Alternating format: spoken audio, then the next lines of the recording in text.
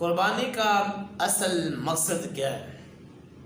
جی ہم نے نہ سنا، نہ ہم نے کدھر پڑھا، نہ کسی عالم سے ہم نے یہ مسئلہ پوچھا۔ جو ہم جانور ذبح کرتے ہیں اس کا مسئلہ اصل کیا ہے، مقصد کیا ہے؟ یہ تو بات مشہور ہو گئی نا، چودھری صاحب نے جانور بہت اعلیٰ کیا ہے، بہت مہنگا جانور ذبح کیا قربانی پر، اور اصل مقصد نہیں پوچھا۔ خوش ہو گئے پورے محلے میں، بلادری میں کہ چودھری صاحب نے جانور بڑا اعلیٰ کر دیا، لیکن اس جانور ذبح کرنے کا اصل مقصد کیا ہے وہ ہم بھول گئے۔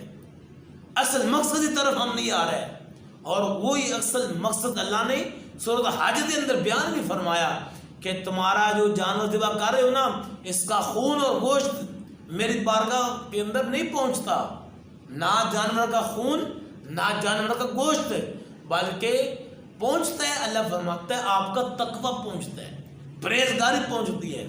ہم جانور ذبح تو کرتے ہیں، مہنگا تو مہنگا، لیکن ہم تقویٰ اختیار نہیں کرتے، ہم حرام خوریاں نہیں چھوڑتے، سودی کاروبار ہم نہیں چھوڑتے، ہم بے حیائیاں نہیں چھوڑتے، نمازیں ہم نہیں پڑھتے۔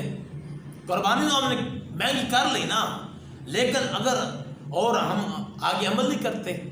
اور جانور ذبح کرنے کا اصل مقصد یہ ہے کہ مولا آج آپ کی بارگاہ میں، یا اللہ آپ کی بارگاہ میں ہم یہ جانور ذبح کر رہے ہیں، یا اللہ اگر دین اسلام کی خاطر، ناموس رسالت کی خاطر، ختم نبوت کی خاطر، مولا اگر جان بھی قربان کرنی پڑے گی تو جان بھی قربان کر دیں گے۔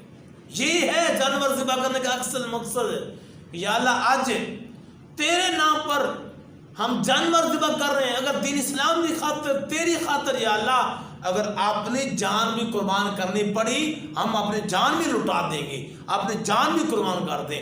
یہ ہے قربانی کا اصل مقصد جو ہم نے نہیں سمجھا۔